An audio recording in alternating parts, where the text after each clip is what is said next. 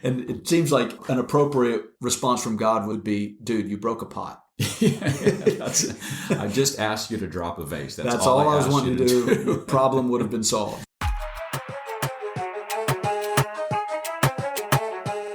Hey, we're sitting in the same room. That's always a treat. Yeah, there you go. Back in our hometown. Yeah. Back sitting in Tallahassee. Sitting at our mom's house. Yeah. Mom, meatloaf. Yeah. Mom doing our laundry? Yeah, it's nice morning, man. So yeah, good to see the family. We're in town for catching FSU game. That'll be fun. Yeah. But yeah, it's always better to do this face to face. Yeah. Hopefully, maybe a couple episodes done. We always get ambitious about maybe knock the whole series out. Yeah, let's get 10 of these episodes done, and then we get done 2. Yeah. But, we might get done 2. We'll see where it takes us. Yeah. Hopefully, we'll get through a couple here. So, to jump right into our topic, I was thinking about, and this relates to our topic today.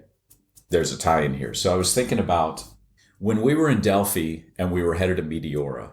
I remember going to that souvenir shop, a bookshop. The guy was really nice, and he said, "Hey, where are you guys headed?" And we said, "Well, we're headed out today to Meteora." I think it was a couple-hour drive. Yeah. Yeah, it was like 3 or 4 hours, and it was kind of boring territory. It's like you're in the mountains of Delphi, which is gorgeous, but then as soon as you get out of the mountains, it is just a flat plain, and it's 3 hours across this.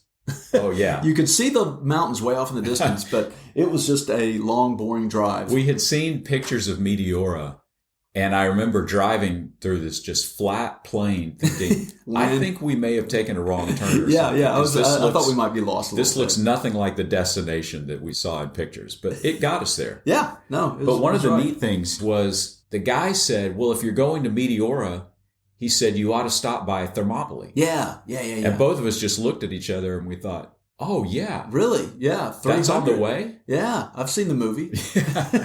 So, yeah, we actually, and it was just right off the highway. Mm-hmm. And yeah, sure enough, we saw a little hill there where one of the generals commanded the troops where maybe Leonidas, is that the King Leonidas? I think that's right. Yeah. And of course, so Thermopylae, just real quick, is the narrow pass in Greece where the Persian army got bottlenecked and a group of 300 Spartans. Right. Basically, I think held them at bay for 3 days. Right.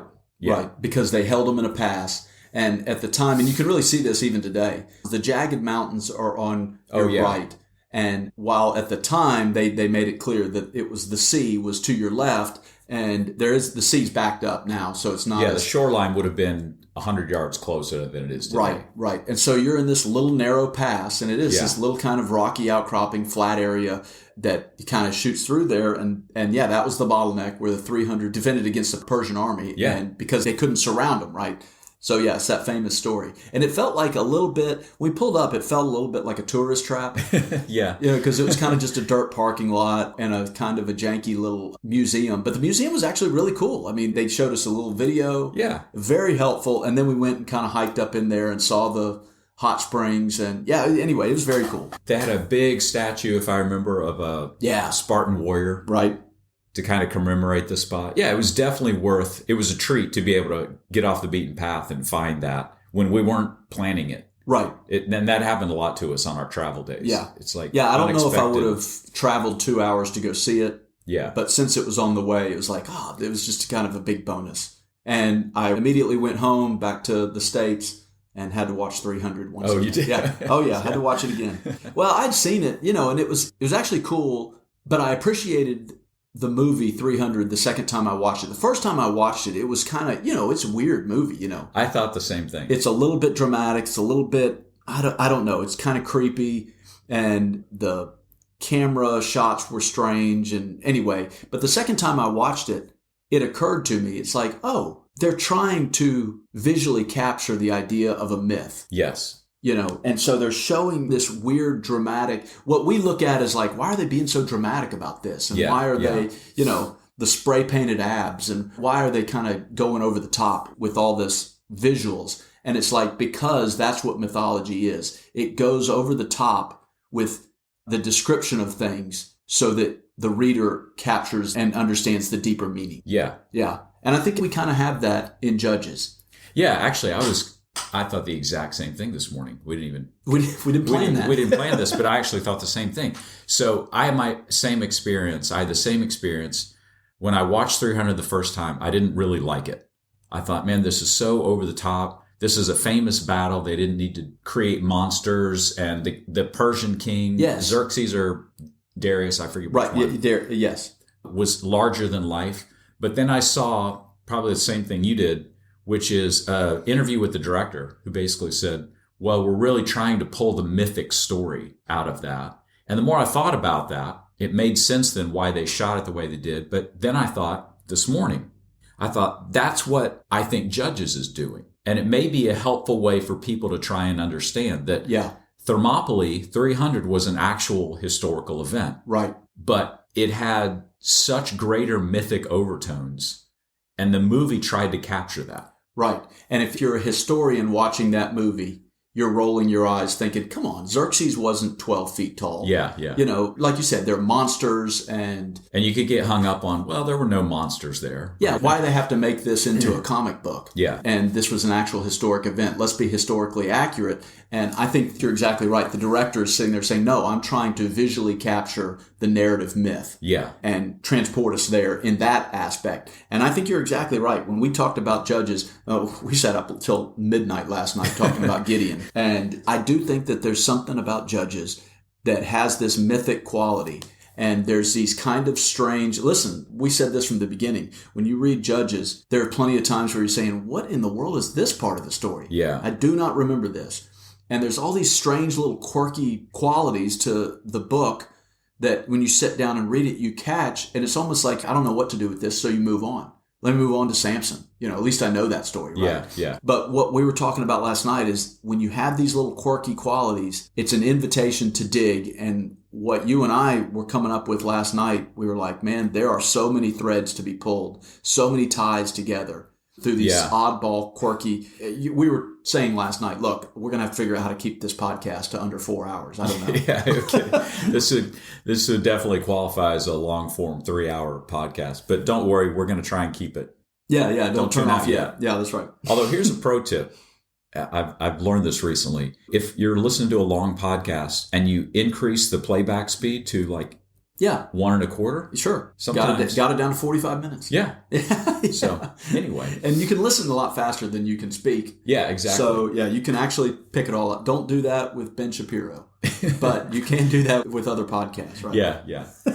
Ben Shapiro is permanently on 1.5 anyway. So I think the movie 300 is actually a great example of what we're actually encountering here in Judges, which is we're hearing retelling of these stories that emerge from this time period of the Judges, but you can also see them overlaid with some of these mythic characteristics and ideas. Right. That is meant to enhance. It's meant to actually to invite you to dig deeper. Yeah. And we tend to get hung up on, well, what are they saying? Did that really happen? Or what does this number mean? And that's not what those are trying to do. They're trying to invite you to dig deeper and see the threads. Right. And we have that experience last night where our challenge today is going to be to not go into every little thread that we were pulling on last night, because it's fascinating once you start to see those. And I think I said last night, it's like, it says here Gideon had 70 sons. 70 sons? Yeah. You know, this isn't the time of Methuselah and Adam. You know, they didn't live 500, 1,000 years, right? Yeah. These are normal lifespans, and the guy had 70 sons. Anyway, we'll get to that later. So that's meant to be an image of something rather than necessarily a literal interpretation. Yeah. It's meant to communicate something more than maybe the actual number of sons that he had. Right. And maybe he did have 70 sons because it does say that he had several wives. And so it is possible, but that's not the point of it. Right. Don't get hung up on it. Right. Well, that leads us into, we'll talk a little bit more about how to understand Judges and maybe some of this mythic language that we're talking about, which is this idea of numbers. And we've talked about this in other episodes, especially the number 40. Right. You know, when you encounter the number 40 in the Bible, it's telling you something. Right. And it's not just conveying how many 24-hour days something happened. Yeah. It's the division between two distinct time periods and the often difficult journey across that division. And so again, we go back, you go back to the flood, 40 days, 40 nights. You go back to the Israelites in the wilderness for 40 years. And there's a lot of 40s in Judges also. A lot of peaceful time. You know, after the first judge, it was a 40-year time of peace. After Deborah, it was 40-year time of peace. After Ehud, there's an 80-year time of peace, which is just a doubling of 40. Right. And it's like, what are the chances of this, right? And I think there was even one where there was 20 years. Yeah, after Samson, there's 20 years. Which is kind of half of 40. Right. And each one of those time periods then is meant to convey, it's not a calendar marking off, here's how long there was peace. Right. Maybe that's an approximation, but it's meant to convey, here's the peace that was ushered in by this judge. But it also conveys kind of the end of that time.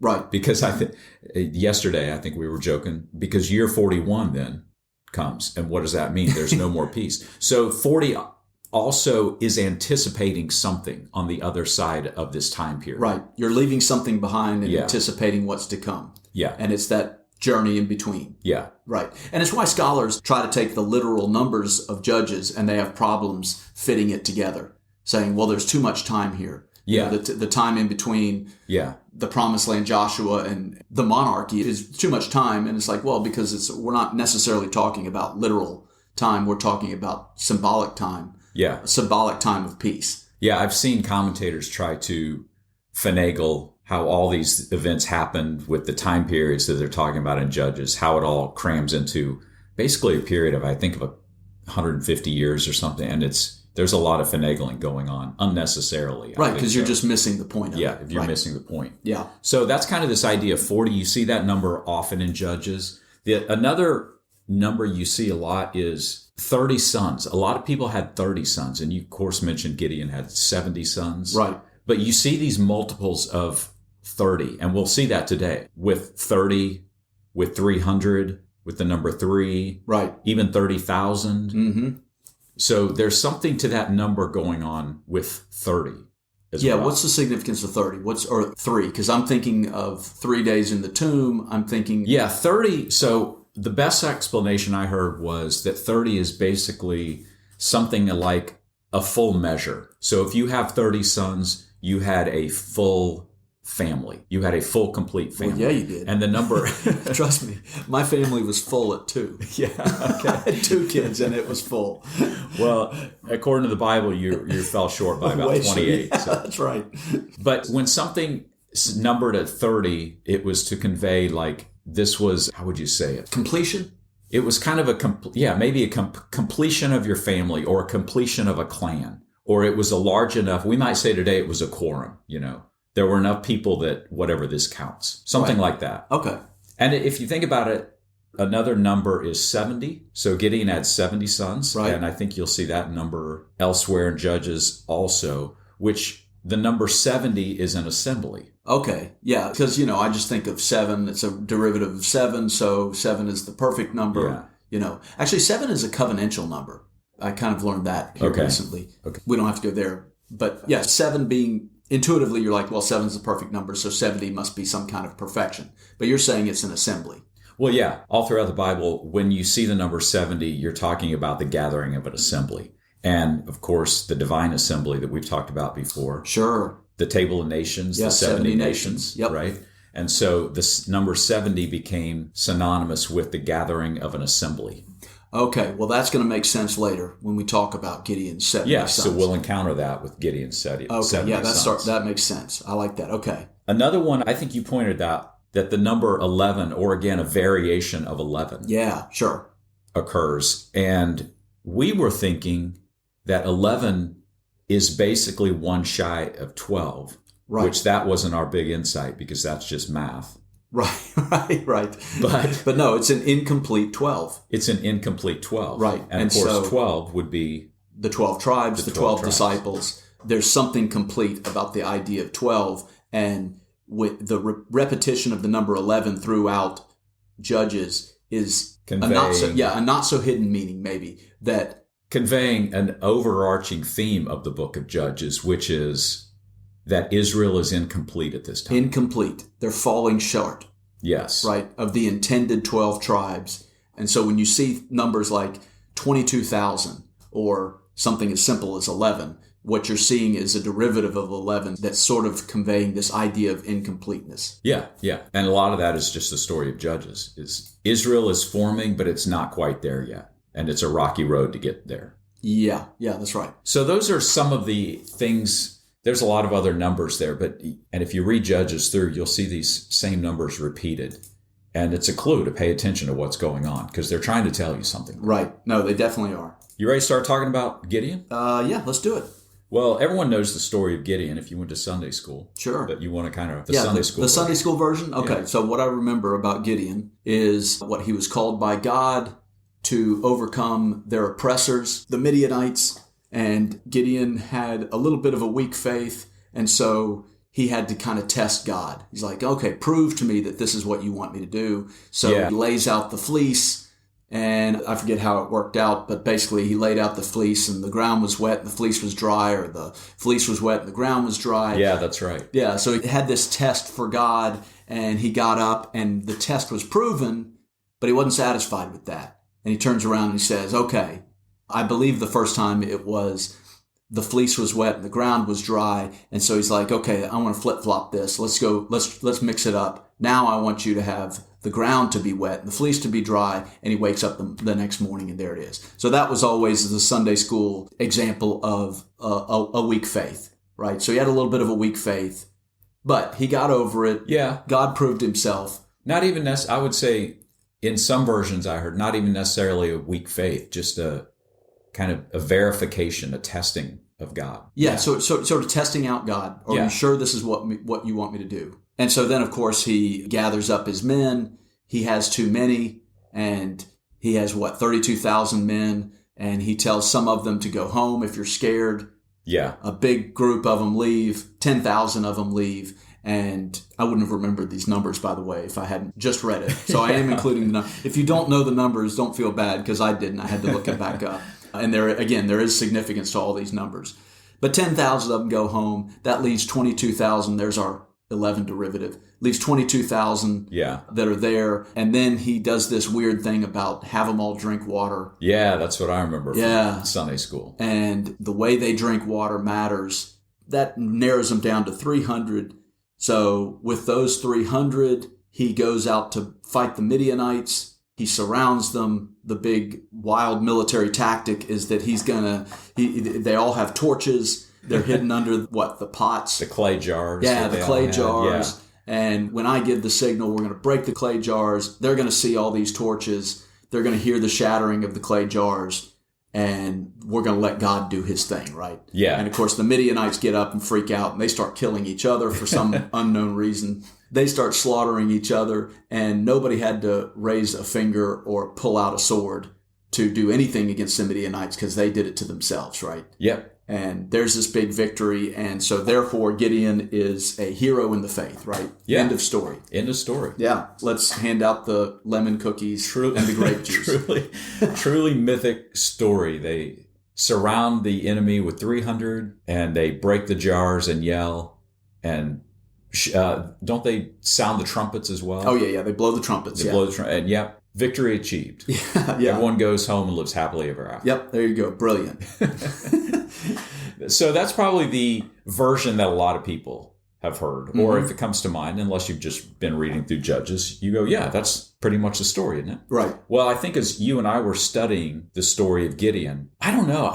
I think I actually have a much different picture now of what happened and what's going on both before and after the events that you just talked about. Right. Our thesis of Judges in general is that Judges is this interim time between Joshua and the Promised Land and the monarchy, and it's this kind of lawlessness, right? And the judges represent individuals rising up to establish law in a lawless land, right? The heroes, yeah. Right, the heroes. We tie it into the hero. Yeah, that's the hero story.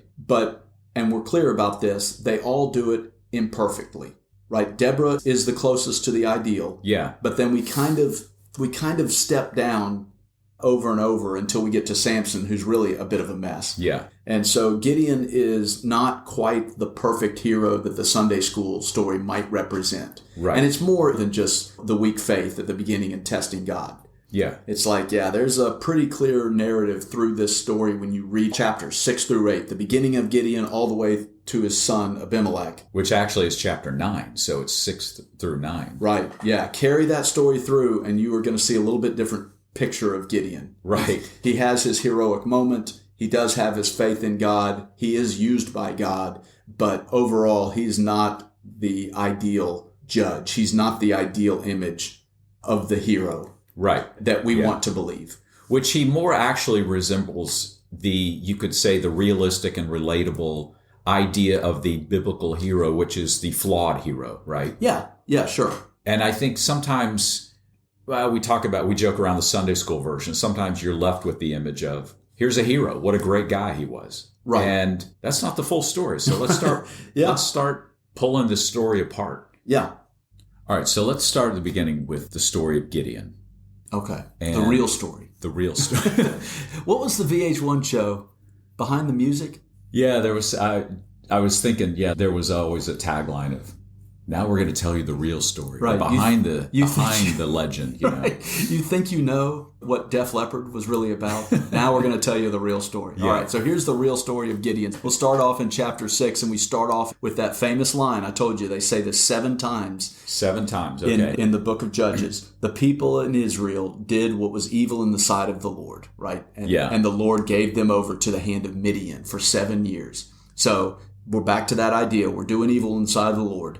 After Deborah and Barak, we can't remember it. We can't hold on to their leadership, and we're going to go back to doing our own stupid thing. Right? Yeah. So here we are, back to the same old, and the Midianites are oppressing the Israelites. Yeah, and I believe Midian is south of what we would think of Israel. Okay. Yeah, so Deborah, I think, was up north, the Canaanite, the king of Canaan. Yeah. Take him down. Right. So now we're going to move to another part of this forming nation of Israel, and we're going to look at another group of people that are oppressing them. Right. That's right.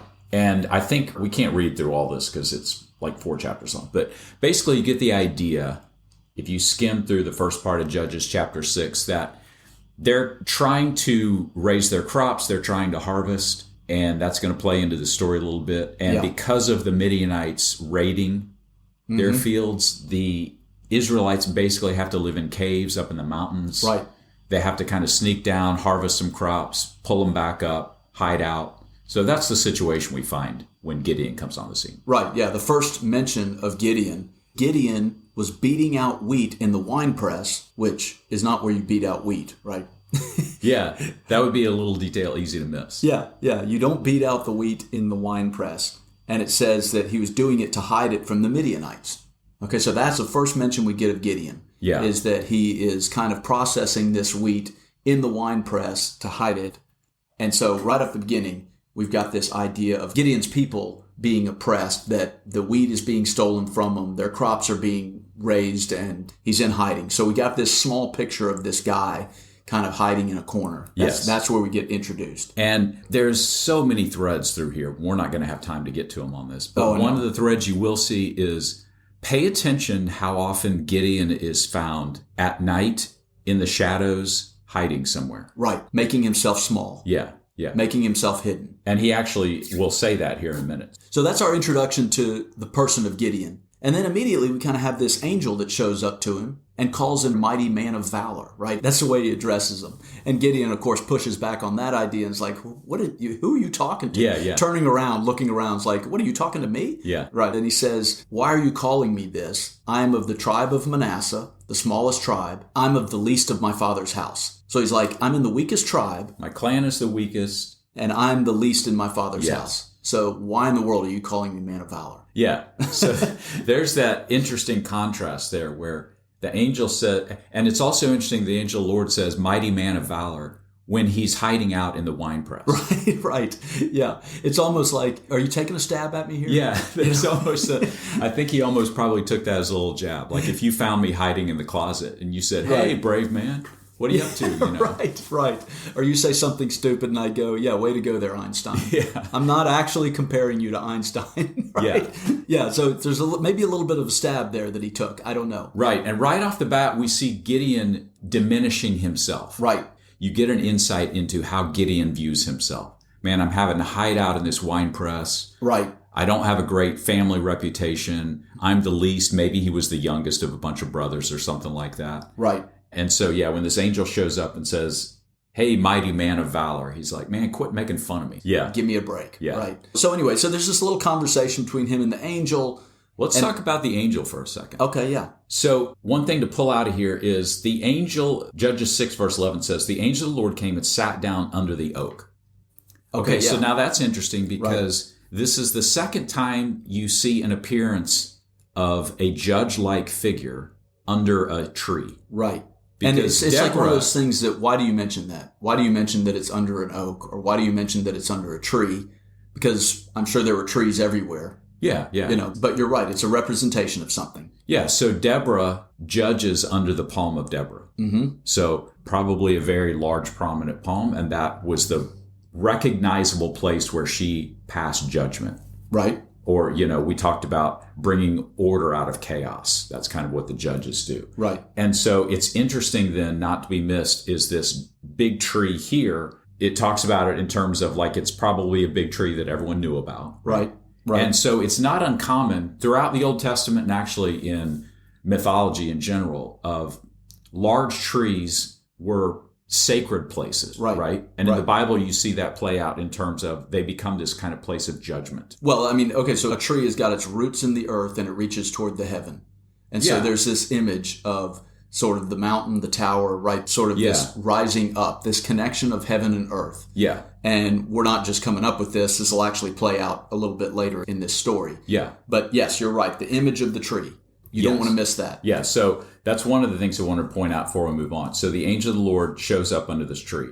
And so there's one more thing about this angel that I want to point out.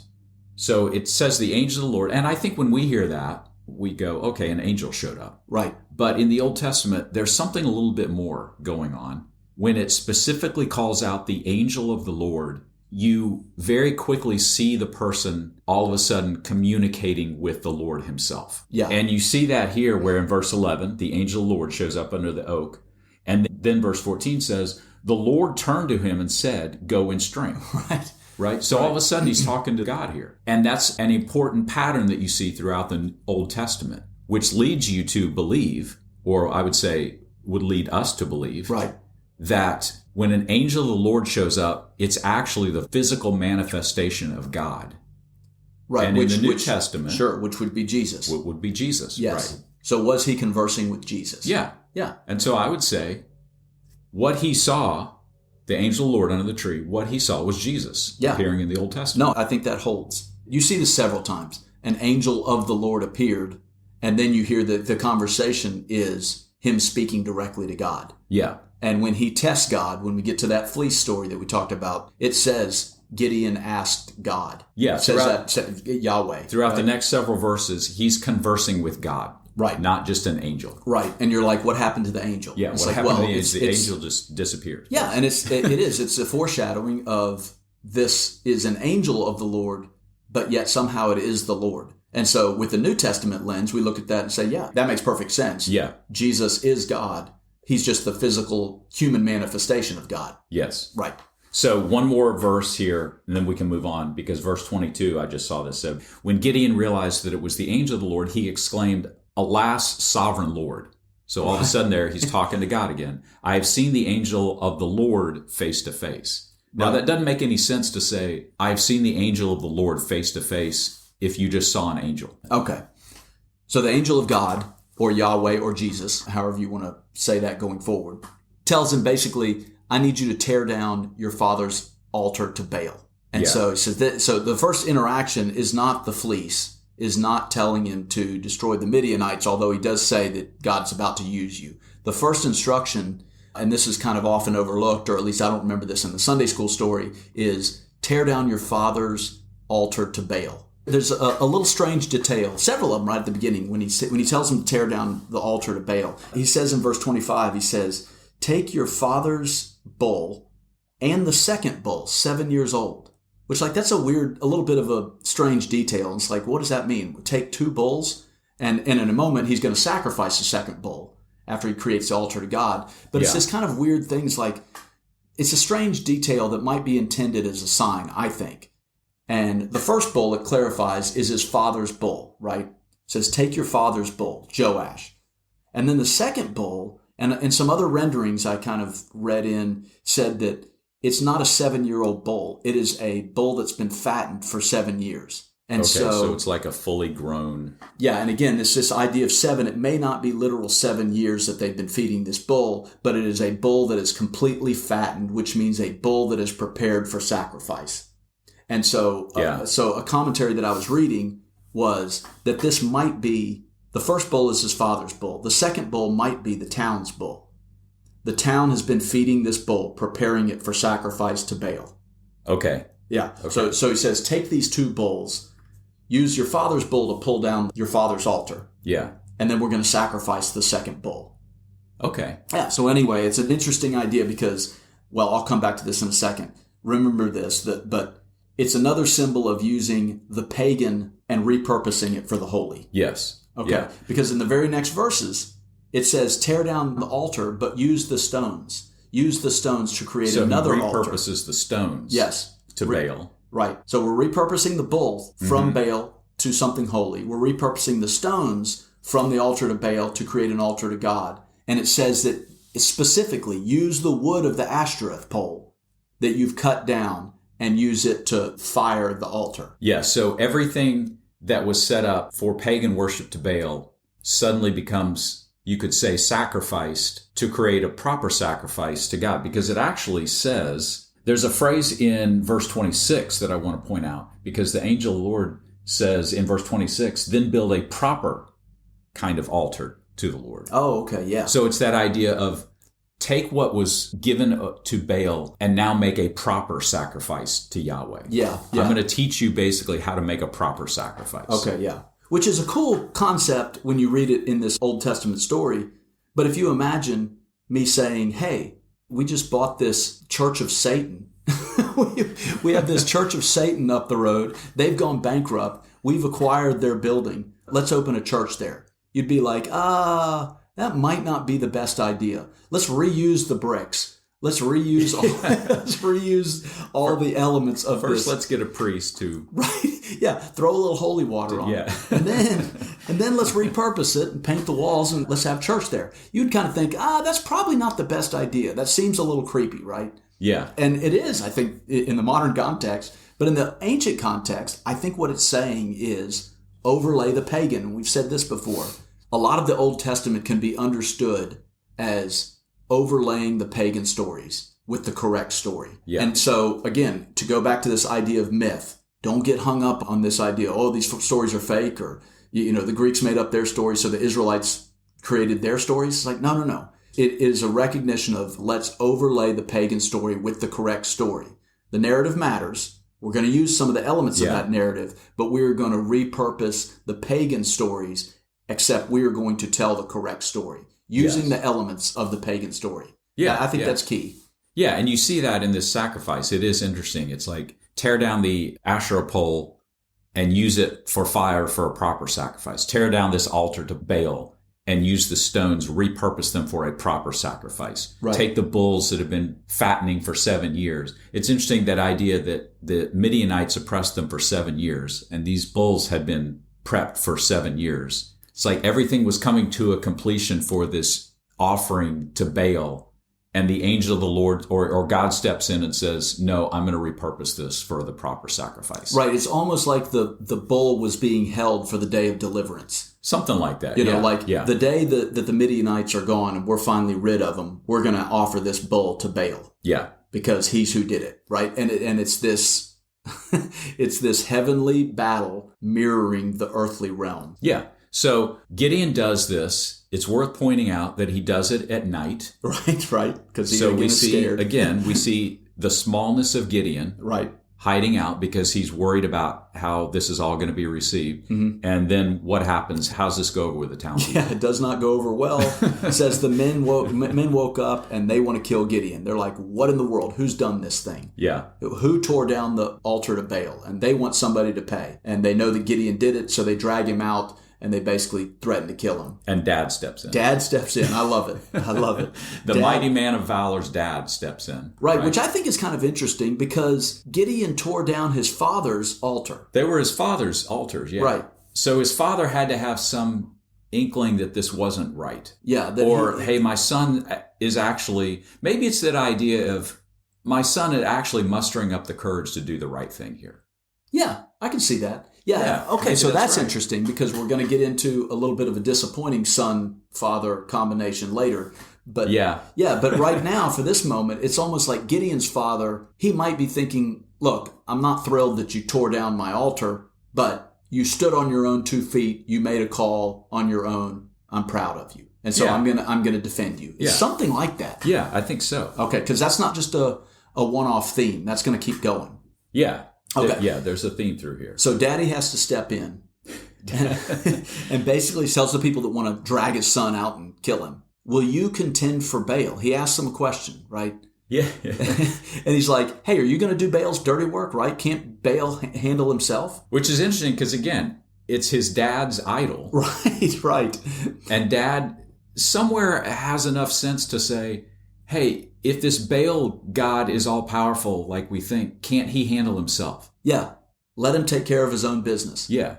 And so the guys back off. And they back off and they give him the name Jerubbaal. Right. Which means let Baal contend with him. Right. And what's interesting is through the rest of the story goes back and forth between calling him Gideon and Jerubbaal. Right. And Jerubbaal is not a positive meaning, right? It's not like, hey, he stood up to Baal. It's almost like tagged that, hey, Baal's going to deal with you one of these days. Let Baal deal with him. Yeah, let Baal deal with him. Yeah. And so it's a little bit of an insult. But you're right. The rest of the story, we hear him interchange those two names. Yeah. And it's a little bit confusing because it's like, wait, is this Jerubbaal or is this Gideon? It's like, yeah, why would they want to continue to call him Jerubbaal? Right. But it also sets up then, and we saw this in Deborah as well, it sets up the battle is not between Gideon and the Midianites. The battle is between Yahweh and Baal. Right. Absolutely. And I think that's what that name carries with it. Right. Let Baal contend with them. And Yahweh says, yep, we're going to play this out. I'm going to contend with Baal. And so you're right. That sets up the narrative for what's about to come. Right. Okay. So then we jump into the fleece. Okay. Now we're at the story that now we're at the part of the story where we normally just pick it up. Right. Verse 36, it says, Gideon said to God, right? Gideon says to Yahweh, if you'll save Israel by my hand, as you've said, I'm going to lay a fleece of wool on the threshing floor. And if there's dew on the fleece alone and it's dry on the ground, then I'm going to know that you will save Israel by my hand. Yeah. Okay, so he kind of sets up this challenge to God, so to speak. Yeah. And we've talked about this as far as whether it means that Gideon didn't have faith or whether Gideon needed proof. And so I think what Gideon's doing here is saying, I believe what you're saying in the spiritual realm. I'm not sure that's going to manifest itself in the material, the physical realm. So it's this covenantal symbol of, I want to see the spiritual truth manifested in the physical world. That's what he's asking. And again, he's trying to bring heaven down and say, I believe what's going on in the spiritual world, but I want to see a physical manifestation of this and see a wet fleece and a dry ground, and then I'll be happy, right? And then he flip-flops it the next night. Again, sometimes we can take that as, well, did he lack faith? Right.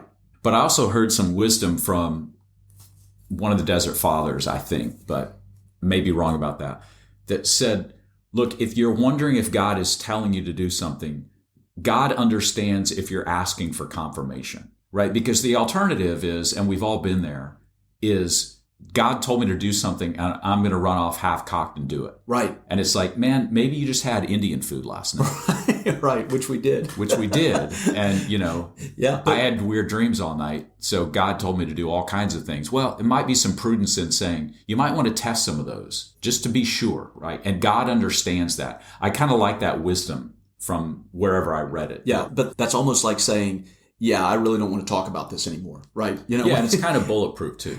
If you say, as soon as you say, God told me to do this, who am I to say, well, did you give it really some thought? Have you run that by some other people? Right. It's like, dude, who else do I need to run this by? God told me. Yeah. What did you not understand about what I just said? It's kind of a conversation ender, right? Yeah. Yeah. So the idea of the fleece is interesting. The other idea I had is like, okay, so what does it mean wet versus dry versus wet? And I wondered if there's some kind of idea of separateness, like the fleece is separate from the surroundings. And if Gideon is almost saying, give me a sign that you truly are calling me out to do something separate from everything else. Yeah, I can see that. Maybe something like that. I said, the animal skin represents the covenant.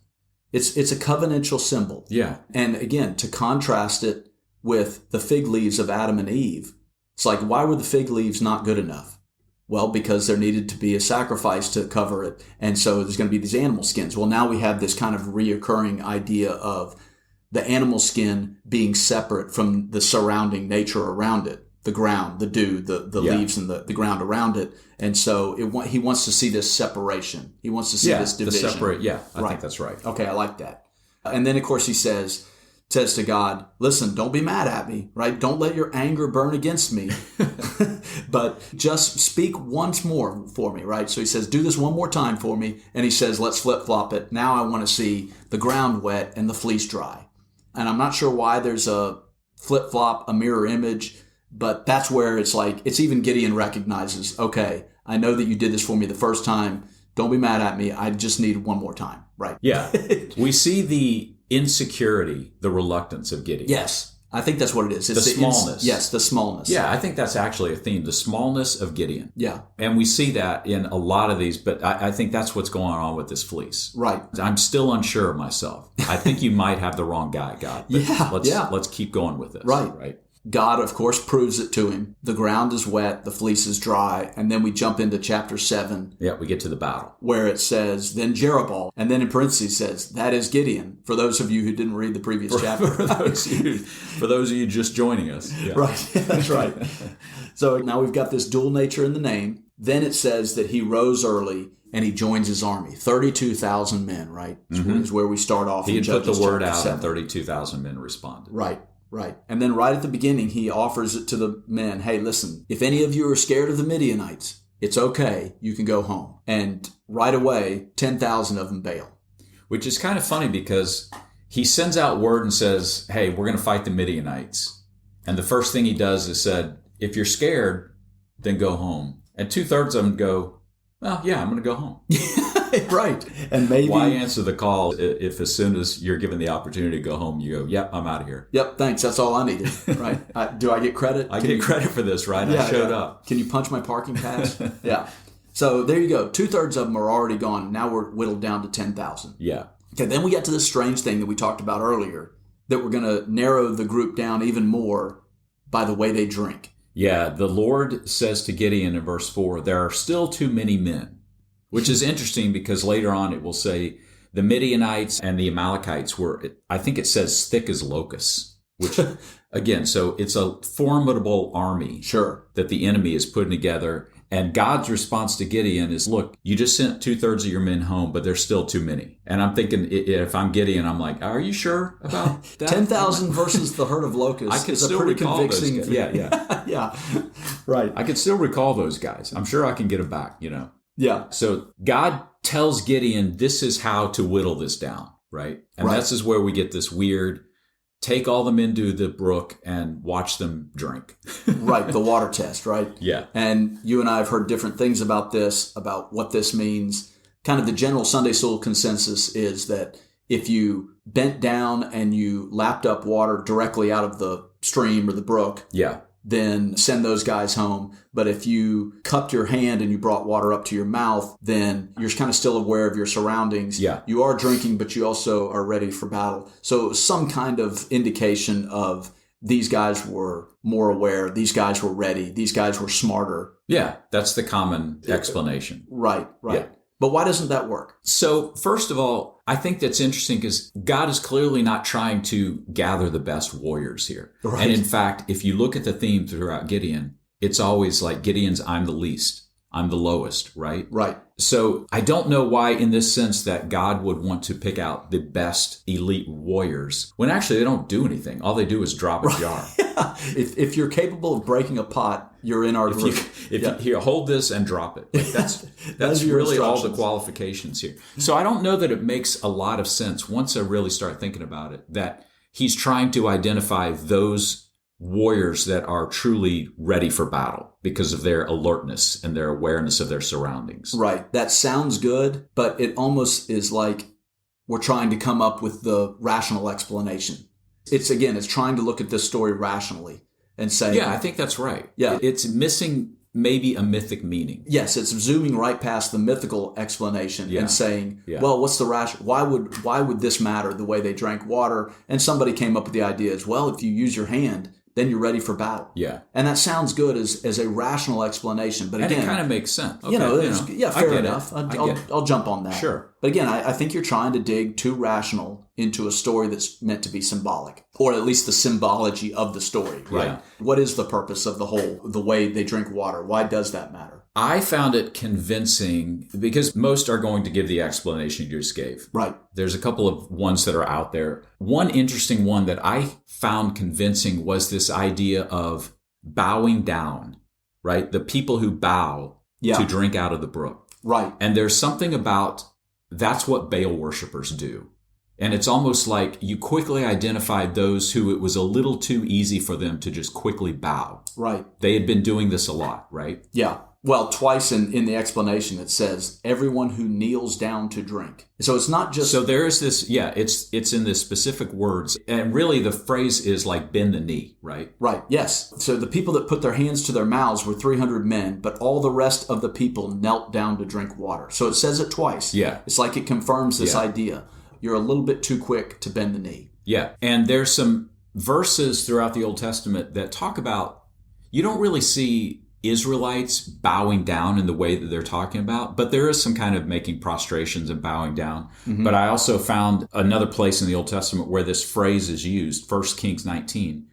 It says, "Yet I reserve 7,000 in Israel, all whose knees have not bowed down to Baal, and whose mouth has not kissed him." So it's very much calling in 1 Kings this idea of calling out those who have not bowed down. They are not bending their knee to Baal. Right. And so I wonder if there's a connection there. No, I think that makes sense. If you're trying to zoom in on the rational explanation, then another response might be, why in the world is the way you drink water mean that you're going to be quick to bow the knee to Baal? Yeah. But again, you're trying to jump on the rational. And it's like, no, it's just this symbolism that the 300 left, symbolically, they didn't bend the knee. Yeah, who their first response wasn't to automatically just bend the knee to Baal. Right, okay. So I think that's kind of convincing to me. Yeah, again, when you kind of look through this lens, it's a thread that holds true. Yeah. Okay, so he's got his 300 men. Now we're back to our 300, right? We're back to Thermopylae. Yeah. Here are the 300. So there's that number, the 300. He's going to attack a huge army with 300 people. Right. How in the world can he do this? Now, in Thermopylae, it was a bottleneck, and you could just rotate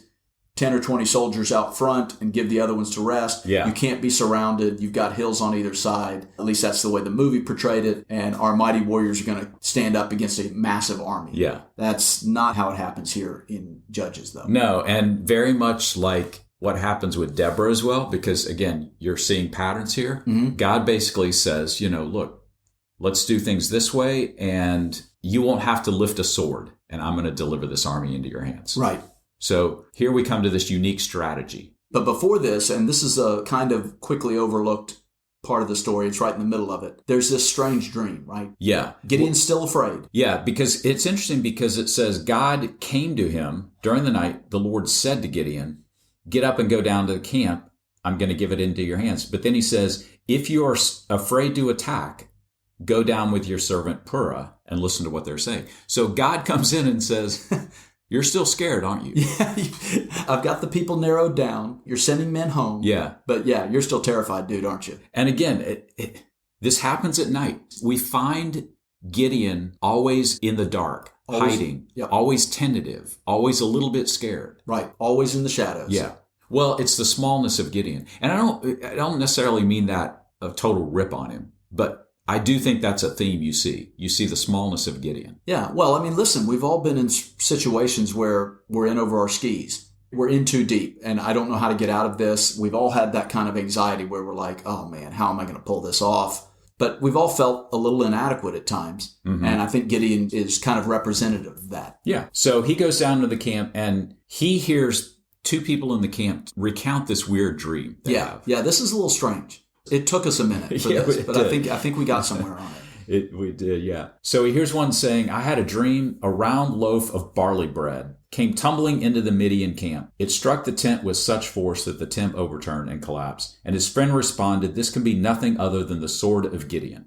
Now that's kind of a weird All right, so first, it doesn't sound all that scary that a barley cake rolls into a giant barley cake. Yeah, a huge bagel comes rolling in and knocks over your tent. Okay, that's a little laughable. I think I would just start laughing and try to find the cream cheese. For some reason, I went immediately to the Stay Puft Marshmallow Man monster in Ghostbusters. Oh, okay, yeah. Yeah. Like, what's the most non-scary monster, you know? Right. A big barley cake. A big barley cake comes I was thinking the Cheez-It commercial. You know, the rings of cheese that are sitting there talking. Yeah. You know, I can do this, coach. Yeah. So it seems a little silly, but then I think the friend's response is, hey, you know what that is. That's Gideon. And they're like, what? Yeah, the friend immediately goes, the barley cake? Yeah, Gideon's coming for us. Yeah, and you're like, where did you come up with that? What gave you that idea? Yeah, so we actually made an interesting connection last night. Yeah, we bounced this around a little bit because it bothered us. It's like, why would he think that the barley represents Gideon? And why is that? Well, so if you go back to the beginning of this whole story, where do we find Gideon? Yeah, hiding. The wine press, gathering the crops, gathering barley. Right. In the shadows, squirreling it away because the Midianites keep stealing all this. Right. And so I don't think it's a stretch to say when they saw this giant barley cake rolling into the camp, it's almost like, hey, all those crops we've been stealing, this is coming back to haunt us. Yep. This is coming back with a vengeance. And that makes sense. That's why I think it makes sense that his buddy would say, oh, Gideon's coming for us. Right. All that stuff we've been stealing. Mm-hmm. Yeah. This is the revenge, right? This is the revenge of the barley cake. Right. Yeah. Which sounds a little silly now and not scary at all. He says specifically, and we'll come back to this, it's the sword of Gideon. The sword of Gideon is coming for us. Yeah. So let's throw a silly example. But if my neighbor had all these tomatoes and I was sneaking into his garden every night and stealing his tomatoes, and then I had a dream that a giant tomato destroyed your house, came through my window, shattered the window. It's like, I would make that connection pretty quickly, right. I think. Right. Yeah. Oh, the neighbor's on to me. Yeah. So it's not as absurd as what the initial reading suggests. Yeah. So that's the confirmation that God gives him. So Gideon goes, okay, God's given me this confirmation. The camp is already a little bit on edge, right? And we're going to come back to this idea of, he says, the sword of Gideon is coming for me. Right. And I also think there's something about hearing somebody else, especially an enemy of yours, talk in a fearful way about you, right? That pumps the chest up a little bit. If you're kind of into it with your neighbor and you overhear your neighbor talk about you, say, hey man, I'm not messing with that guy. That dude, I'm scared to death of that guy. There's something you're like, oh wow, they're scared of me. And it's almost like Gideon at this point, and we'll get to this in a second. But at this point, Gideon doesn't fully believe what God says in the heavenly realm, because he wants all these confirmations. He wants this confirmation of prove me this way, prove me that way. But when he hears of his enemies saying, hey, this is none other than the sword of Gideon, it's almost like he's like, oh, wow. Hey, maybe I do have some kind of reputation that's to be feared. I just had this image of your spouse says, you're really good at this. You're really good. And you go, come on. But then you have a coworker who says, man, I checked this out. You're really good at it. Yeah. And you go home and tell your wife, hey, my coworker said that. And her response is, I tell you that every day. Yeah, but you're my wife. You have to say. So maybe there's something going on with Gideon, hears it from the enemy and goes, yeah, maybe I'm a mighty warrior, like the angel said. Right. So that seems to be kind of this turning point where we believe that Gideon kind of gets off track a little bit. Yes. Right? But we still have the battle. Okay, so let's keep going here. Yeah. So he comes up with the strategy. Right. At night, divides the 300 into 3 camps, which there again, there's the number 3. We see the division. We still see the 3 or the multiple of 3 or the division of 3. Right. Holding. And he says, do as I do. So when I blow the trumpet, then everyone else blow your trumpet and shout for the Lord and for Gideon. And then they are going to break their jars that are covering the torch. Mm-hmm. And so it's going to create kind of this chaos effect. Right. They surround the camp. 3 companies blew their trumpets and smashed their jars, grasping the torches in their left hand and holding in their right hand the trumpets. They shouted, a sword for the Lord and for Gideon. Right. We'll get into the chaos of the camp for a minute, but there's a lot going on here. Put a pin in that because we definitely want to come back there because I think this is the turning point for Gideon. Yeah. But we know the rest of this part of the story. They break the jars. There's people screaming. There's shattering of glass or clay pots. Yeah. All the Midianites jump up. and they start panicking and they start killing each other. And it says they either flee or kill each other. And we kind of got into this a little bit. It's like, I get the chaos.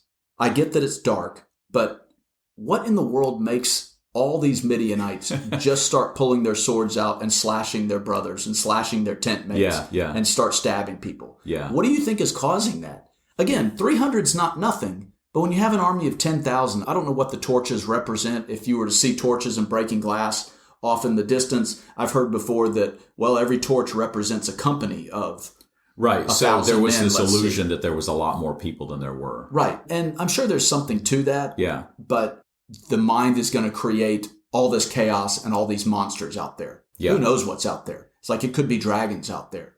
Yeah. So again, to kind of push back against this idea of the rational explanation of, well, every torch represented a company, and so they did the math real quick, and they're like, oh wow, there's 50,000 people out. And it's like, I don't think that's what happened. That's not the implication. Yeah. It's like it was utter and complete terror and chaos. When you're surrounded by literal monsters, by dragons, by gargoyles, by whatever that can absolutely rip you apart, it's not, hey, let's join shoulder to shoulder and fight this. It's, dude, if I can hamstring you and get a head start, I'm gone. Yeah. You know, what's the joke?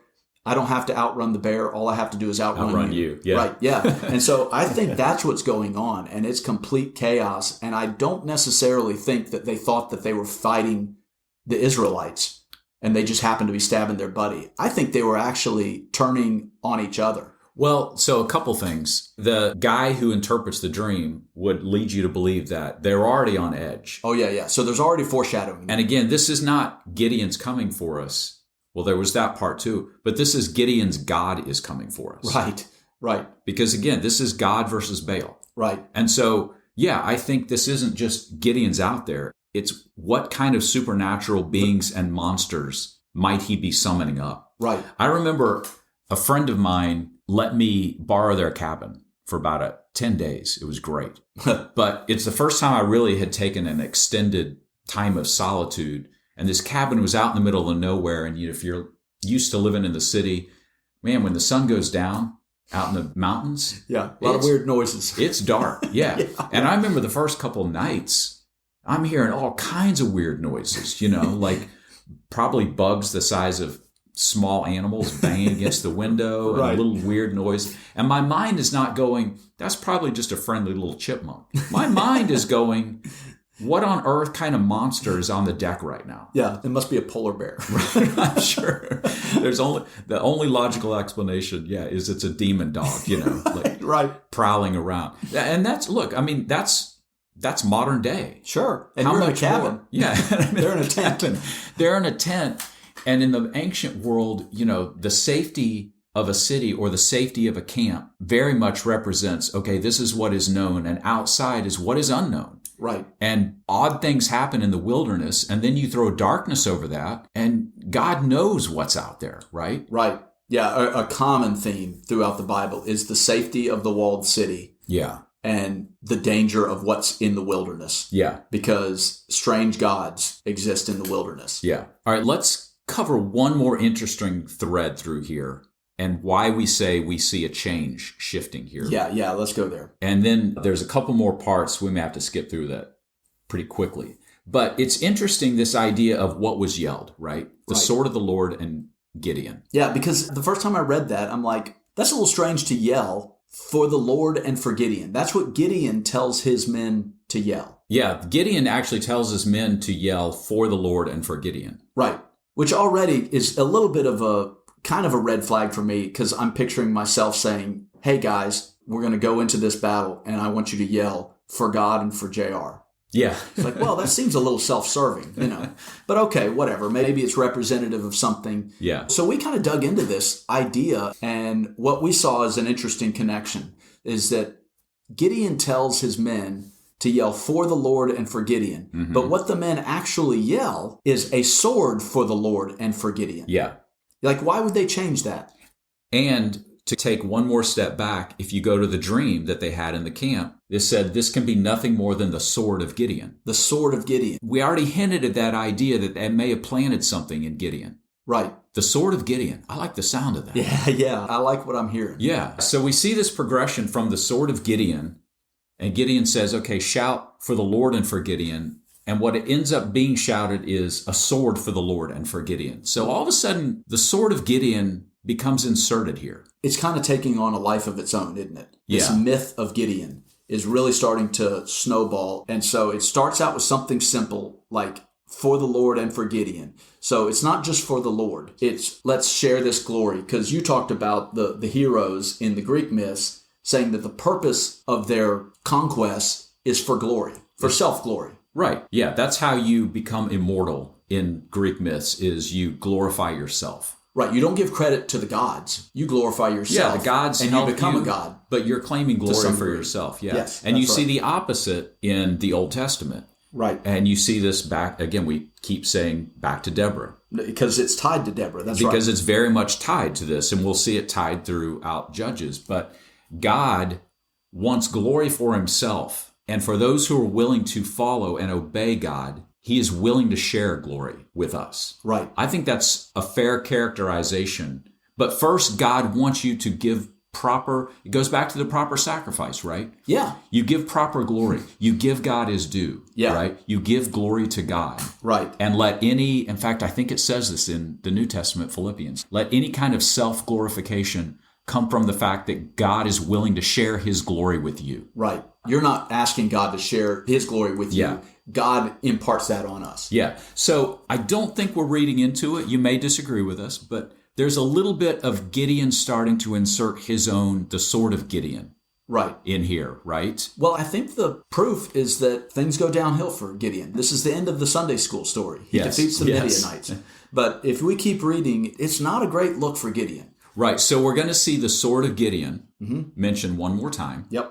And we're going to see another theme that this is really the last time God is mentioned in the story of Gideon. And we've got 2 more chapters to go. Yeah, it's all about Gideon now. Yeah, suddenly it becomes all about Gideon. Yeah, the legend has outlived the man here and has moved forward, and that's what Gideon's riding on. Yeah. Okay, so suddenly after this battle, we've got Gideon who started out hiding in the shadows, a small man, the least of my father's house, right? Mm-hmm. You see this low self-worth. And then you see a little bit of, hey, for the Lord and for Gideon. Because we're in this together, dude. And you see a little bit of this taking just a slice of the glory from God and putting it on himself. Yeah. Right? So we see this shift.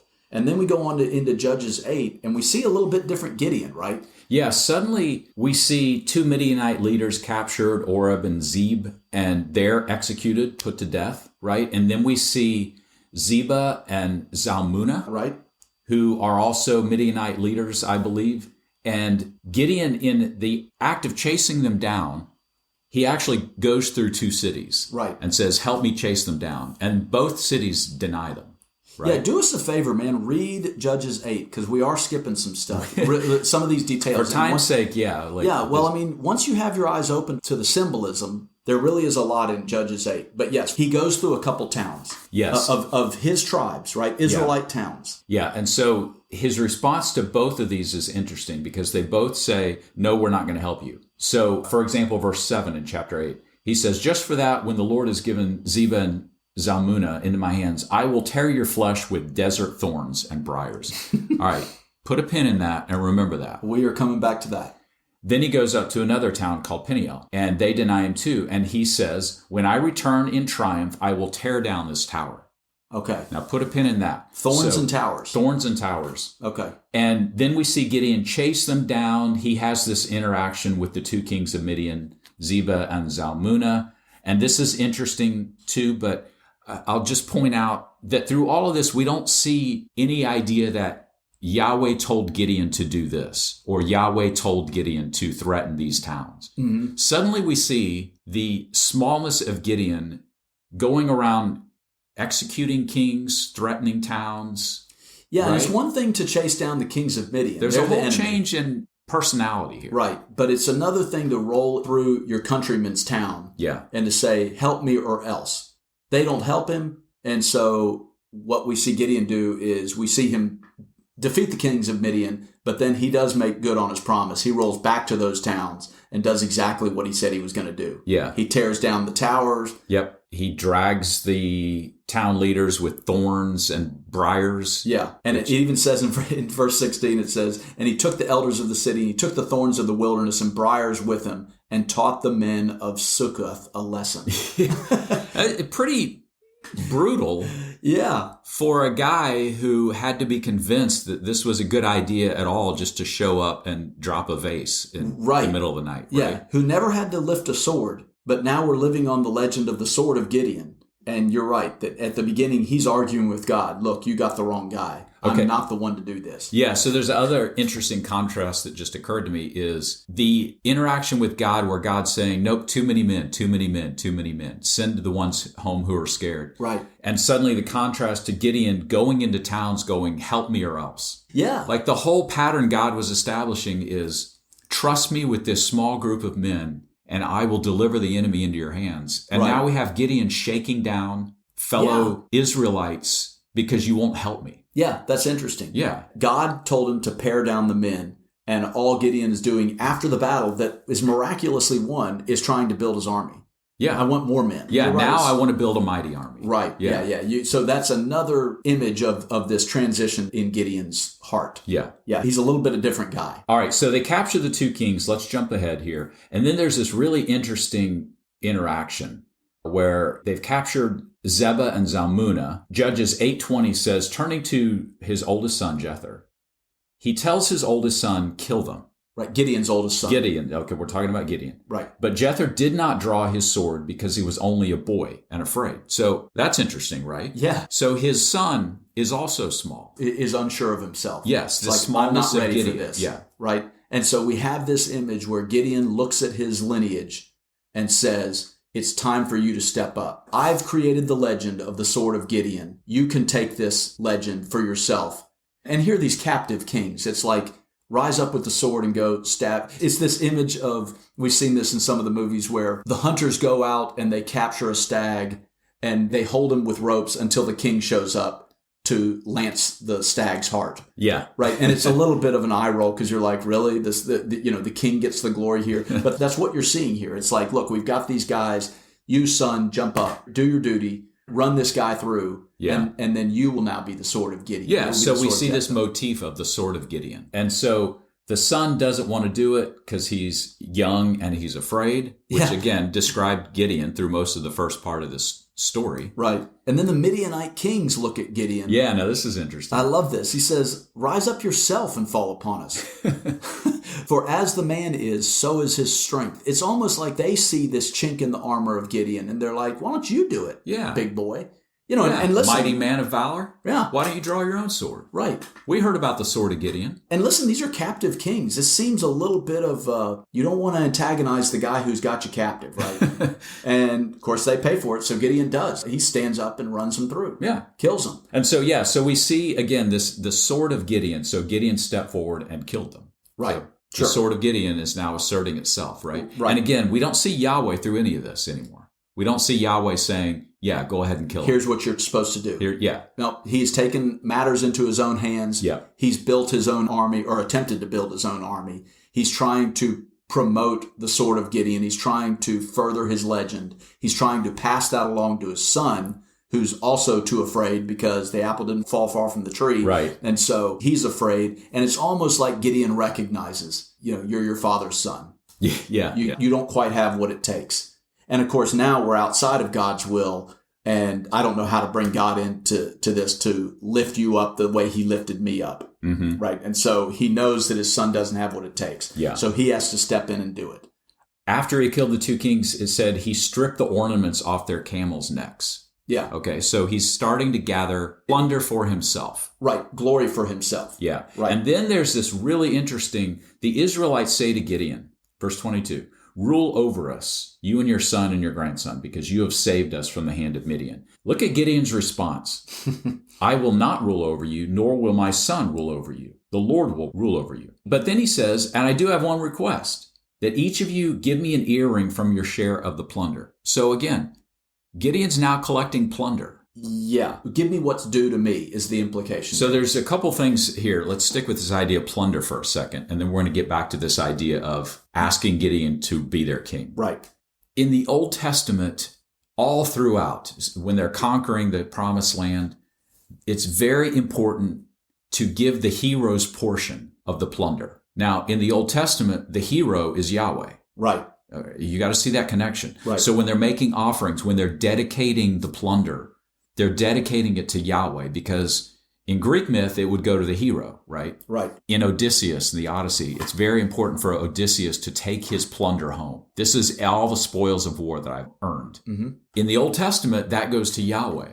But it's interesting here that it's Gideon gathering it for himself. He's stripping the camels of their ornaments. Right. That's his. Right. The people say, is there anything else we can do for you? And he says, well, yeah, give me my share of the plunder. Yeah, quit holding back on me. And you have to understand that this should have been dedicated to God. Well, it's very much similar to Jericho. When you go into Jericho, God is going to win this war. Right. I'm going to bring down the walls. And so it's very important that you don't keep anything.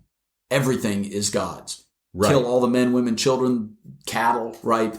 And all the gold dedicate to God. Yeah. Right. And of course, then you got the story where people kept it back and that was not good for them. But yeah, we have this story of Gideon, another image of Gideon trying to share glory, trying to take a little bit of glory from God and say, well, listen, God, why don't you give me my cut too? Yeah, I've earned this share. Right. You know, haven't you heard of the sword of Gideon now? Yeah. And it seems like an appropriate response from God would be, dude, you broke a pot. I just asked you to drop a vase. That's all I was wanting to do. Problem would have been solved, right? You know, but no, he's kind of pulling this glory in for himself. And what's important is not just that he's trying to take this glory for himself, it's what he does with that. Yeah. So I would say as confirmation that I think we're on the right track is, what does Gideon do with the spoils? And we're told that he builds, this is a really odd story. He builds an ephod out of gold and he places it in his hometown. And what immediately happens, now we're not told his motivation for doing this. And I hear commentaries trying to defend Gideon, that this was all an innocent mistake. Yeah. But again, if you read all the threads through the story, I think it's pointing you to something a little different. Well, sure. First of all, what is an ephod? Well, an ephod would be, in the Old Testament, it was the breastplate basically that a priest would wear full of precious stone. And it was how they discerned the will of God. So it's interesting that it's a priestly garment that he basically constructs. It doesn't say he gives it to a priest. Right. He sets it up in the middle of his town. Yeah, almost like a image of himself. A little bit, yeah. He builds his own statue. We're reading into it here, and there are commentaries that would disagree, but well, I mean, it says in Orpha, and Israel whored after it there, and it became a snare to Gideon and his family. Right. The evidence is in the result, how this goes down. Right. It becomes a snare to the town people. They begin worshiping it. Right. So he clearly didn't consecrate it to the priest and say, to discern God's will. Yeah. It became another image of the sword of Gideon. Here's a representation of the greatness of Gideon.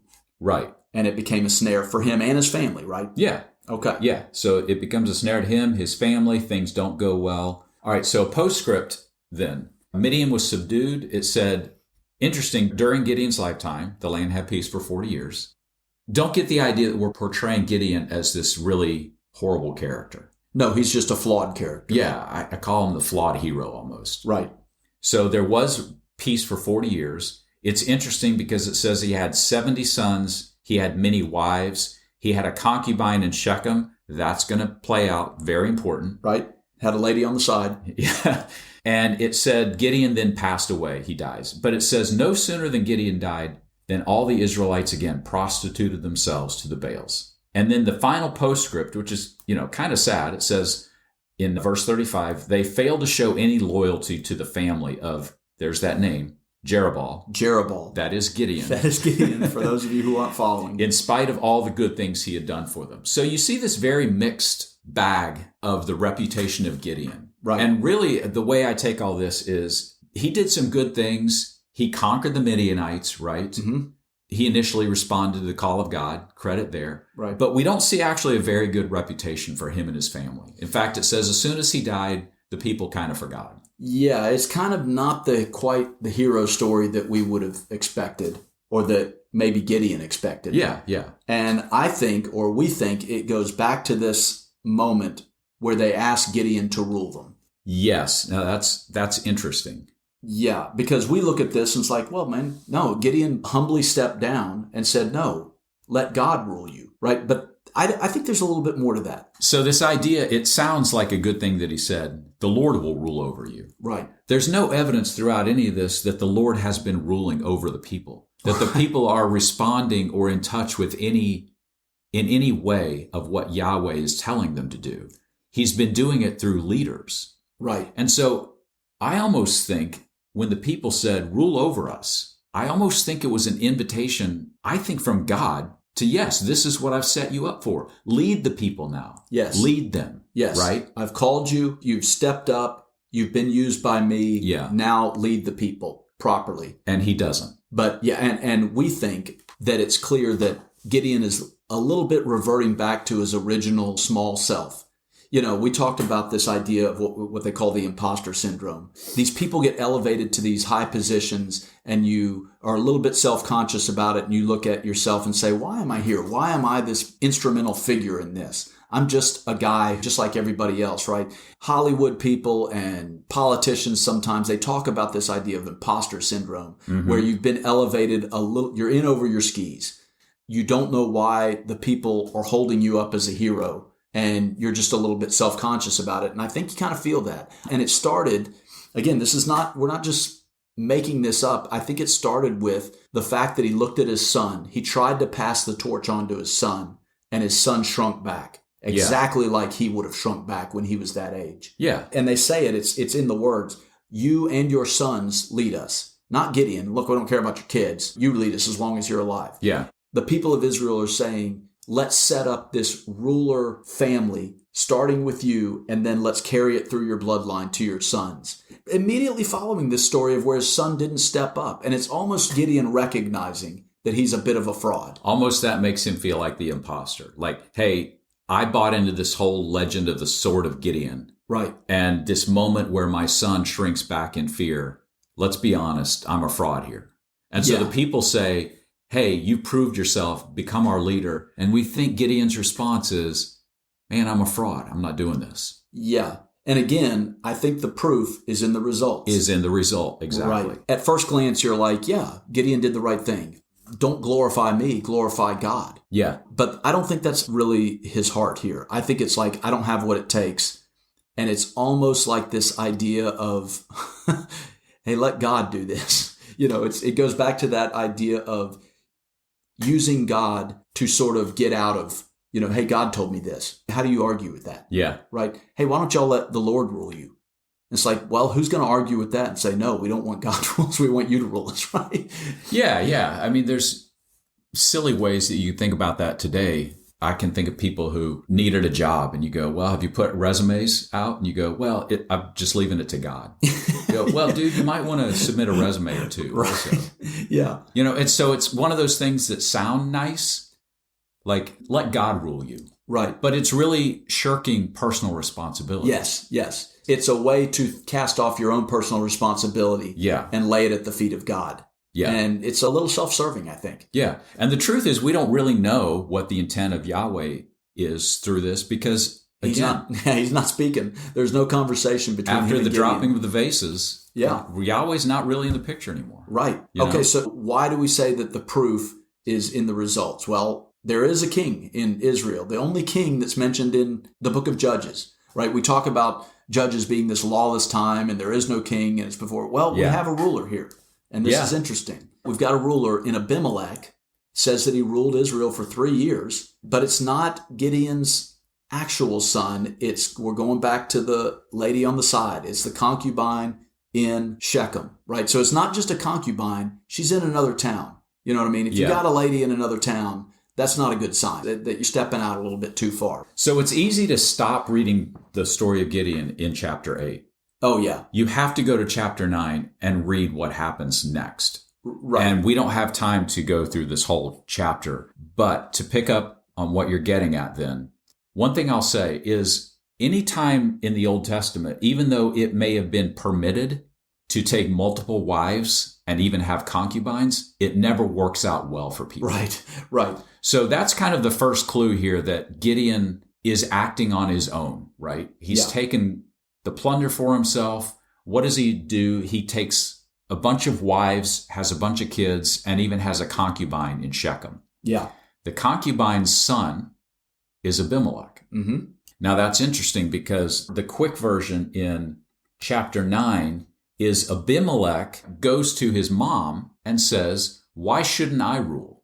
Right. And so there's this really interesting thing that starts to happen here is short story is Abimelech slaughters his 70 brothers because it says Gideon had 70 sons, right? Mm-hmm. That's kind of his legacy. Right. And Abimelech is, well, he's the bastard kid over in Shechem. Sure. And so he wants to assert his reputation because he's kind of been marginalized. Right. And he ends up slaughtering the 70 sons of Gideon. Right. Which right there tells you again, Gideon did not leave a stable lineage. Gideon did not leave a sterling reputation. Well, right? I would say he did have a stable lineage. That's the number 70. Okay. It was there, but he stepped back from that. Mm-hmm. Right. And so he didn't take his responsibility. And so whenever there's a vacuum, what steps in? The bastard son steps in. Yeah. He kills his 70 brothers. Remember, we said the number of 70 represents a assembly. And so he may or may not have had actually 70 sons. That's not the point. The point is there was an assembly. There was a proper size group that could lead the people of Israel. Okay, so that's kind of an interesting point because you tie back to the thing where they said, you and your sons lead us. And Gideon says no. But then it says he has 70 sons, which is the proper size for a group to lead. Right. It's almost like this little hint that that's what should have happened. I think it is what should have happened. Yeah. Right, because Abimelech steps up, kills his 70 brothers. Yeah. And again, this is the reason we say 70 is not important is because it says that he killed his 70 brothers, but then later we find out there's still a brother left. So there's another brother. Yeah, so what are there, 71 brothers? Did he kill 69 of them because he's a brother? Who knows? Yeah, and that's not important but don't when get hung you up understand on the number 70. Right, Yeah. because the number 70 is what's important. Yeah. There was the proper size assembly to rule the people. Yeah. And he pulled back from that. And so Abimelech steps in that vacuum created by abdicated responsibility. Yes. And it says in there that he took the gold from his 70 brothers, which also happens to be 70 shekels, and he basically bought this riffraff friends. Yeah, so it's interesting because the 70 shekels that he took from his 70 brothers, the new, quote, assembly is this riffraff. It's the dregs of society. That becomes the new 70. So yeah, and with the 70 pieces of silver out of the house, this is chapter 9, verse 4, it says, with the 70 pieces of silver out of the house, Abimelech hired worthless and reckless fellows who followed him. So here is this proper assembly that was prepared of Gideon's 70 sons, and it's replaced with another assembly because we're taking the 70 shekels, and we're creating our own bastard assembly somewhat, right? Yeah. That steps in because of the responsibility that was shirked by Gideon. Yeah. I think that's the way to read this. Yeah, I think so. And of course, this does not go good at all. Right. So there's one other brother, Jotham, and he makes this speech that's a really interesting speech, and he kind of tells this parable. One day trees went out to anoint a king for themselves, and they said to the olive tree, be our king. But the olive tree answered, should I give up my oil, by which gods and humans are honored, to hold sway over them? So he declines. Next he goes to the fig tree. Come be our king. The fig tree says, should I give up my fruit to hold sway over the trees? And the answer kind of implied is no. So then they go to the vine. The vine says the same thing. And then finally, all the trees say to the thorn bush, come be our king. And the thorn bush says, if you really want to anoint me king over you, come and take refuge under my shade. But if not, then let fire come out of the thorn bush and consume the cedars of Lebanon. Boy, there's a lot in there. Oh, cow. But if you aren't picking up the olive tree, and there again, we talked about the significance of the tree, right? The tree is the place of judgment. The tree is the place of judgment. Heaven and earth. It's the axis between heaven and earth, right? Right? So he goes to the olive tree, and there's every reason to believe here that the olive tree was Gideon. Sure. And Gideon declined, which again kind of confirms our reading back to saying Gideon should have stepped into that role that was given to him. Absolutely. Yeah. It's not spelled out completely, but we have this little speech by Jotham the brother that says, if you're not tracking with the symbolism, I'm going to spell it out for you. And, right. And that's exactly what we have. So we go to the fig tree, the vine, the grapevine, and then we get to the thorn bush. And it's this funny thing that says, the thorn bush says, if you want to anoint me king, take refuge under my shade. You don't take shade under a thorn bush. That is not the best shade. Right? It's going to be quite an uncomfortable little daytime nap in the shade. Right. I'm going to snuggle up under this rose bush here. Yeah. But there's also this implication. Shall I leave my abundance by which gods and men are honored to go up and hold sway over the trees? It's almost like the olive tree is saying, hey, I have something to offer. And I'm not just going to give that away for free. Yeah. It's like they want to exalt the olive tree. And the olive tree says, no, I've got my own glory. I can handle myself. Thank you. I don't need to hold sway over you. And so the fig, of course, has something to offer. The vine has the wine to offer, right? And then you go to the bramble, who has nothing to offer but pain, right? And that's that imagery of the brambles again, right? Of Gideon dragging the kings of his own people through the brambles to teach them a lesson. Well, here come the brambles again. It's his own son or his bastard son who have nothing to offer. And they come up with this absurd idea of take rest under my shade. And so it's interesting that the olive tree thinks it has a little bit too much to offer and so steps back. And the one thing that has nothing to offer is the one who absurdly comes up with this idea of, take rest under my shade. Yeah. Again, that's that image of the abdicated responsibility. Yeah, that's the point of this whole speech here. Right. What could provide shade is an olive tree. And along with the shade that it's providing, it can provide olives. But that's a little bit too much to give away. Yeah. And so it steps back. And what you end up having in its place is the briars and the brambles. Yeah, if everyone else abdicates responsibility, what you're left with is a thorn bush saying, gather under my shade. Right. Well, okay, so let's go back to Deborah. Who else abdicated their responsibility? Yeah, well, in some way, Barak did, but men in general. Men. Like, that's why Deborah rises to prominence. Right. Deborah rises because the men abdicated their responsibility, so a woman was going to get the glory. It's this recurring pattern of people not stepping into their proper role, which this is a pattern all over Judges. I don't want to jump ahead, but remember the missing tribe, that we have this image of 11 because one of the key tribes isn't fulfilling their role. Let's leave it at that. But it's this overarching theme of people not stepping up and embracing their responsibility given to them by God. Therefore, it creates a vacuum that creates the brambles that fire comes out of and destroys. Yeah. Now we're going to the culmination of this story that Jotham tells. Yeah. So the rest of the chapter actually says, here's how this plays out. So Abimelech is the new ruler. Jotham flees. He basically said, after Abimelech had governed Israel 3 years, God stirred up animosity between Abimelech and the citizens of Shechem. So they acted treacherously. The brambles aren't providing the shade that they thought, right? So it's interesting because God steps back into the story here, right? Because things are going sideways. Right. You've had abdicated responsibility. You've had slaughter. The rightful assembly, you might say, has already been replaced by this riffraff assembly. By the riffraff. So God stirs up animosity. So Abimelech is men in his hideout. It said they chased one of the leaders of the crowd to the entrance of the gate, and many were killed as they fled. So again, we get this picture of this rampage that he's on. Yep.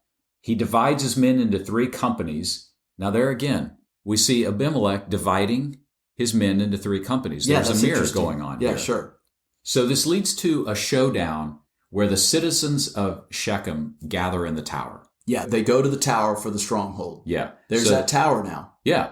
Remember what we talked about, brambles and towers. Brambles and towers. So don't forget that. We see Gideon tearing down towers. Yep. Right? And now we see the people of Shechem. Yeah, taking refuge in a tower. And what does Abimelech do? He gathers branches away and he stacks them around the tower and he burns the tower down. And so there again, that's flames from the bramble. Right. That's Jotham's prophecy, so to speak. That's his story. Yeah, right? that's exactly what he said. The brambles are fire is going to come out and it's going to destroy the towers, and here we are. And that's what happens. So he goes to another city and the same thing happens. They gather in the tower. So we see, again, another tower. All the people go in and he's going to do the same thing. He's preparing to set it on fire. Right. It worked once. Let's do this again. Yep. So here comes the flames from the bramble again. And a fitting end to this whole story, it says, a woman dropped an upper millstone on his head and cracked his skull. So he's still alive. And he says to his armor bearer, draw your sword and kill me so that they can't say a woman killed me.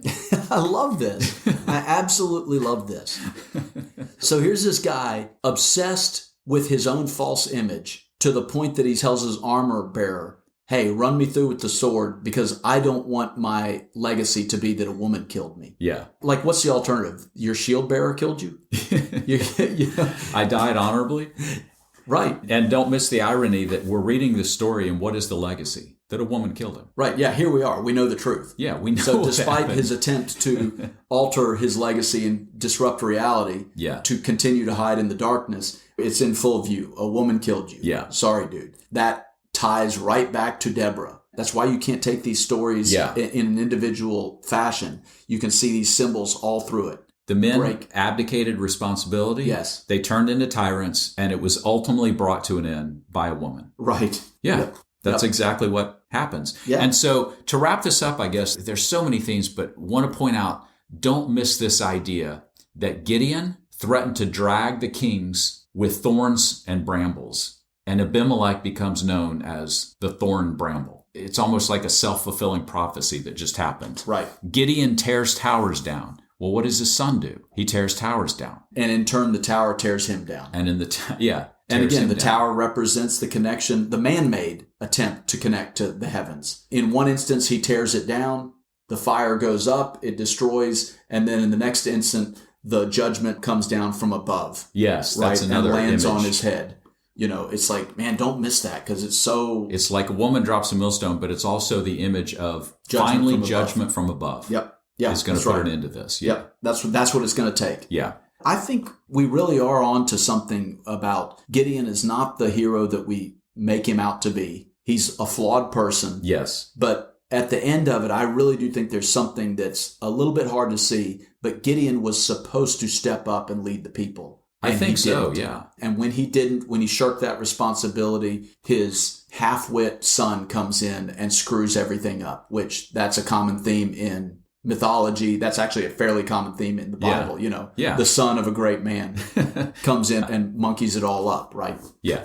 And we do have to say, too, that, look, we cast Gideon kind of a negative light here because I think that's actually how the story reads. Look, he's still a biblical hero. Sure. And if you go to the book of Hebrews in the New Testament, it actually lists Gideon as one of the people because ultimately he delivers the people from the hands of one of the enemies of Israel. Right. At the end of the day, that's Gideon's legacy. That's his legacy. He did deliver it. He did it imperfectly. He did it flawed. We would argue he abdicated responsibility. But, you know, let's not leave this on too negative of a note that Gideon, ultimately he goes down as one of the hero judges. Yeah. Deborah, they delivered them from the Canaanites. Samson delivers them from the Philistines. Ehud delivers them from the Moabites. So these great judges that are labeled as heroes, it's not that they were perfect men or women. It's that through them, Israel overcame their enemy. Yeah. We're just commenting, maybe we should have done this as 2 episodes, but I hope you've stuck with us. But what do you walk away from our conversation last night, our conversation today, and what do you pull out of this? One of the big things I pull out of it is I really do see Gideon as the reluctant hero. He wrestles with this idea that he's been called with God. To compensate, he creates this false image for himself, and then he feels like a fraud. At the end of the day, he did what God called him to do, but he does it messy, he does it imperfect. And there's a missed opportunity here. And I guess I look at that and I think of the ways that I played that out. Oh, yeah. That's what I was about to say. It's a very relatable narrative arc. You know, that you see the guy that's not sure of himself. He finally gets a little bit of success and he feels like a fraud. And that's very relatable. Yeah. And another theme that I think is very relatable is this idea of it's a very fine line to walk, to give God the proper sacrifice, give God the proper glory, and let God glorify you.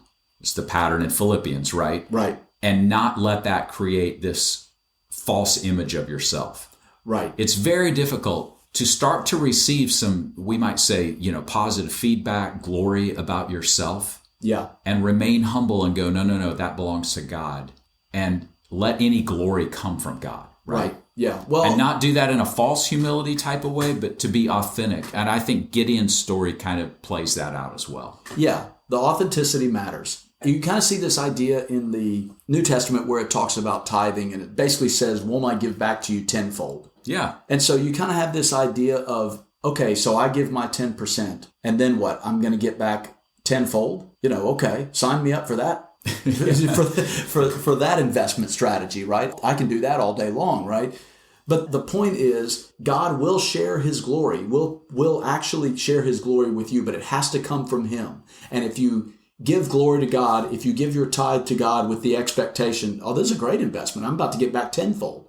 Well, that just defeats the whole thing. Yeah. That's not the point of it. Yeah. It's like, trust God, what he says, that it will come back for you tenfold. Maybe not necessarily in dollars and cents on the ledger sheet, but it will come back to you. So give God the proper glory, and he will in turn give you glory in perhaps a different way. It's not exactly like we think it's going to happen. And again, we don't give God the glory so we can rub our hands together and say, any day now, I'm going to get that glory back. That's not the proper sacrifice either. Yeah, that's not the proper sacrifice. With the authentic heart, give God the glory. And what God tells us over and over in so many different ways is, I'll give that back to you. I'll share it. Yeah, we serve a God who's more than willing to share in that glory. Right. As long as we give him his proper due and continue to be obedient and operate out of a humble spirit. Right. But that's a tough line. Oh, absolutely. And this also where we depart from the Greek myths, Right. The gods are not into sharing their glory in no. any way, right? When you go back to this idea of let's overlay the pagan stories with the proper story, what we see is in the pagan stories, we see gods who want glory and they hold it all for themselves and it's all about them. And the proper story is no, Yahweh God, we need to give him the glory. But he's actually in it with us. He's actually created a covenant with us that it's going to come back to us. Now, that's not why we do it, but that is the result of it. And so it's this back and forth of God giving glory to the Son and the Son giving glory back to God that we've talked about in other episodes. Mm-hmm. It's this reciprocal glory that we can all rise if we have our hearts properly aligned and give God the proper glory. We can all rise from that. And that is not the story of the Greek gods, but it is the story of the Israelite God, Yahweh. Yeah. I think that's great, man. Well, this was a longer episode. We hope you stuck with it. Next time, we're going to talk about Jephthah. It should be a little shorter, but another fascinating story. Yeah, we'll keep that to 90 minutes? A lot of weird stuff going on in the Jephthah story. Right. It's a weird story with the same themes. We're going to keep talking about these same, different numbers, different symbols, but they're all going to tie together because you constantly see these themes. And where you see a tower in one story, it's going to hold that same symbolism in the tower of another story. Yeah, that's what we're starting to see here. Right. And so we're going to keep carrying this through.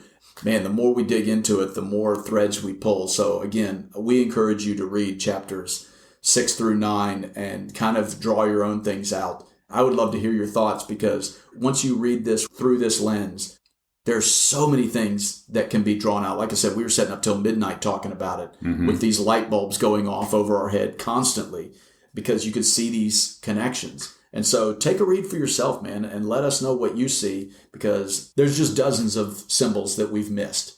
Yeah, we didn't ever cover part of them, No, we didn't have a chance to cover them. And also, I just think there's a lot that we've overlooked. But anytime there's a weird quirk in the story, zoom in and pay attention to it because it means something's there. Yeah. Give us your thoughts. Ask us questions on Facebook. We have a fan list page. You can ask us questions there. So we would love to hear your thoughts on this. If you listen to this episode, if you read through, what stood out to you? Yeah, absolutely. Share this podcast with anyone you think might enjoy it as well, too. We'd love to get the word out. And we will talk to you next episode. All right. We'll see you.